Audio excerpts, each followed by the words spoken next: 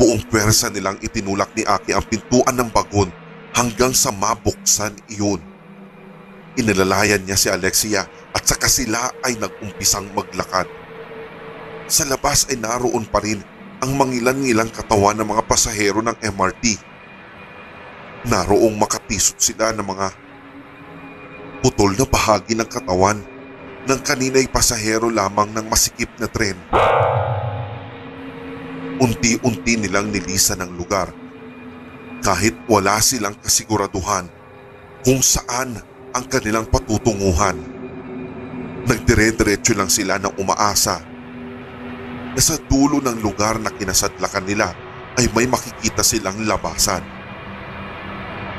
4:00 ng hapon. Sinilip ni Alexia ang kanyang orasan. Sa loob kasi ay hindi mo mawawari